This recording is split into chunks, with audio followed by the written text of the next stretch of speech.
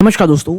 Guys, Hindustan Unilever में ऐसे बहुत सारे सवाल आ रहे थे मेरे सामने कि क्या मंडे को एक भयंकर गिरावट होगी, क्योंकि हिंदुस्तान यूनिलीवर जो एक एफएमसीजी जाइंट है, जो आपके स्क्रीन में दिख रहा होगा, 2500 के एक बहुत बड़े सपोर्ट को बचाने की कोशिश कर रहा है।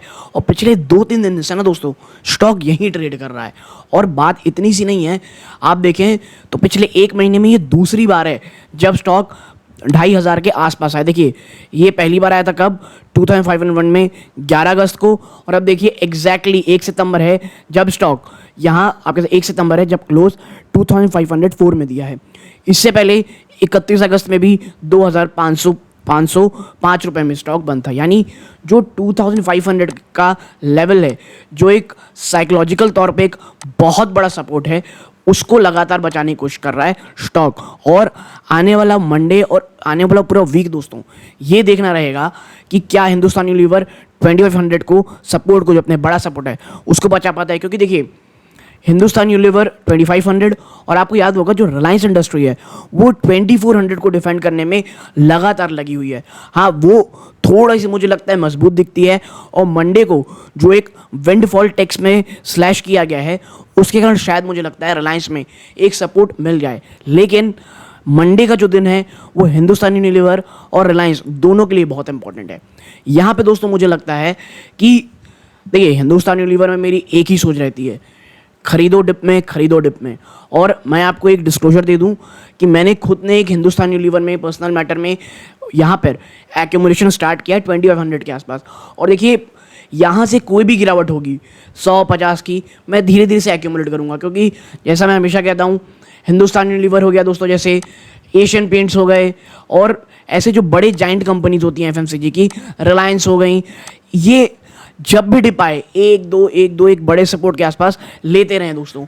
और विजन काफ़ी लंबा होना चाहिए। और ये वो स्टॉक्स नहीं रहते हैं कि आप खरीद लें और आपको ये 3-4 गुना करके दे दें, नहीं, ये कॉफ़ी कैन पोर्टफोलियो के स्टॉक्स हैं दोस्तों। तो जो गिरावट हो वहाँ पे खरीदारी करें। और आने वाला जो मंडे दोस्तों, ये देखना रहेगा कि 2400 को ये बचा पाता है कि नहीं। देखिए, ये तो बात हो गई कि मंडे को किस प्रकार के लेवल्स पर नज़र रखनी चाहिए। लेकिन जैसा मैं हमेशा कहता हूँ भाई, ट्रेड के बारे में मैं बिल्कुल चर्चा करता नहीं हूँ, और ऑप्शन ट्रेड में मैं बिल्कुल भी काम करता नहीं हूँ। मुझे स्टॉक समझ में आते हैं और मेरा विजन थोड़े बड़े समय के लिए रहता है। और जब मैं बड़ा कहता हूँ, एटलीस्ट साल भर का तो रहता ही है। जब भी मैं स्टॉक ले लूँ, या मुझे कम से कम 30-40% का रिटर्न चाहिए रहता है दोस्तों, ठीक है। तो यहाँ पर चर्चा करते हैं कि भाई HUL यहाँ पे है, लेकिन फ्यूचर प्रोस्पेक्टस क्या है। अगर आप हिंदुस्तान यूनिलीवर को इन स्तरों पे लेते हैं, और आपको याद होगा कि जो Q1 के नंबर्स आए, उसने बड़ा निराश किया था दोस्तों HUL के, ठीक है। जो स्ट्रीट की एक्सपेक्टेशन थी, वहाँ से बहुत ख़राब नंबर्स आए थे। और उसके बाद आपको याद हो, ऑलरेडी स्टॉक बहुत ज़्यादा चल चुका था, और फिर एक गिरावट का जो सिलसिला आया वो लगातार जारी है। और 2500 के लेवल, जो एक ह्यूज सपोर्ट का लेवल है, वहाँ पे स्टॉक ट्रेड कर रहा है, ठीक है। तो ब्रोकरेज हाउस क्या कह रहे हैं, ठीक है, जो बड़े ब्रोकरेज हाउस है वो इसके लिए क्या कह रहे हैं। तो देखिए, यहाँ पे हम चर्चा करेंगे सबसे पहले किसकी, जेफरीज की। तो जेफरीज ने होल्ड बात कही है दोस्तों, टारगेट 2770 का दिया है। जेफरीज का मानना है कि भाई, जेफरीज ने डाउनग्रेड किया था HUL को होल्ड पर, और टारगेट प्राइस 2770 रखा था, ठीक है। कंपनी ने ये रिपोर्ट किया था a weak print with volume growth of 3% year on year, ठीक है, जो कि 5 क्वार्टर का लो था। जी हाँ, जो इस बार क्वार्टर उनके नंबर्स आए ना, वो इतने ज़्यादा डिसअपॉइंटमेंट थी निवेशकों को, एनालिस्टों को। वॉल्यूम ग्रोथ 3% का हुआ था मात्र ईयर ऑन ईयर, जो कि 5 क्वार्टर लो था। जो आउटलुक का दोस्तों उसे कॉशियस रखा गया है, क्योंकि रिकवरी आने वाले समय काफ़ी हद तक टाइम ले सकती है दोस्तों, क्योंकि मैक्रो हेडविंड्स के कारण। और इसीलिए जेफरीज ने जो EPS है उसे 1 से 3% दोस्तों कट किया है, after a 10% rally over the last 3 months दोस्तों, ठीक है। और देखिए, इसको और भी दबाव में बनाता है दोस्तों एफएमसीजी को, खास करके HUL को, वो है दोस्तों खराब मॉनसून इस बार बहुत ज़्यादा परेशान कर सकता है। जो रूरल डिमांड अभी थोड़ी बहुत ठीक ठाक होते हमको दिखाई दे रही थी, रूरल इन्फ्लेशन जो आप कह सकते हैं एक बड़ा कारण था स्लो डाउन का पिछले काफ़ी क्वार्टर से, वहाँ से भी कुछ पॉजिटिव खबरें आनी शुरू हुई थी। लेकिन अब जो मानसून है वो बहुत ज़्यादा परेशान करने वाला है। अब बात कर लेते हैं किस चीज़ की, मोतीलाल ओसवाल की।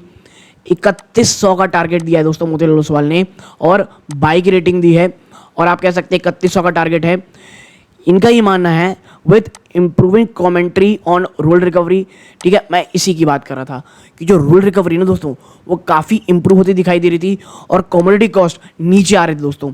ये थोड़े समय पहले की बात है Q1 के बाद, लेकिन अब ये स्थिति है ना दोस्तों, ये दोनों ही चेंज होती दिखाई दे रही है और यही कारण है कि वो ऑप्टिमिस्टिक थे दोस्तों हिंदुस्तान लीवर में कि मिड टू हाई टीन के ये अर्निंग ग्रोथ ट्रेजेक्ट्री में जाएगी that it expected for 4 year before the pandemic, ठीक है। लेकिन इनकी जो कमेंट्रीज में आपको पता है चैलेंजेस क्या हैं, मानसून किस तरह का रहा है, इन्फ्लेशन वापस से सर उठा रहा है, ठीक है, तो ये प्रॉब्लम है। अब बात करते हैं नुवामा की, तो देखिए नुवामा ने 3280 के टारगेट दिए हैं। इनके हिसाब से जो एक्चुअल का Q24 का रेवेन्यू आया था वो इन लाइन था नुवामा के एस्टिमेटेशन के हिसाब से, लेकिन थोड़ा सा नीचे था स्ट्रीट एक्सपेक्टेशन के। यानी नुवामा के हिसाब से जो रिजल्ट आए हैं उनको वही उम्मीद थी, स्ट्रीट एक्सपेक्टेशन से थोड़ी थी दोस्तों। लेकिन जो 24 अर्निंग और 25 अर्निंग है दोस्तों उसकी EPS में 3% की कट की जा रही है दोस्तों और बाइक की रेकमेंड देके 3280 का बात कही जा रही है। इससे पहले जो टारगेट था वो 3377 था, ठीक है। अब बात कर लेते हैं किस चीज़ की, JM फाइनेंशियल की। तो देखिए JM फाइनेंशियल की अगर आप चर्चा करेंगे तो आप पाएंगे कि actuals June quarter earning were lower than the JM estimated. JM financial जो एस्टिमेट किया था उसकी लोअर थी, लेकिन टारगेट 20 एंड 80 दिया गया है, while its potential for a double digit return from the stock over the coming year. जी हाँ, डबल डिजिट रिटर्न की बात कही जा रही है कि आने वाले समय ये स्टॉक आपको दे सकता है। It beliefs valuation multiple could get capped given a tougher operating landscape और ब्रोकरेज ने बाई की रिकमेंडेशन दी है, 2980 का टारगेट दिया है दोस्तों, ठीक है। तो ओवरऑल सिचुएशन इस प्रकार की है दोस्तों, ठीक है।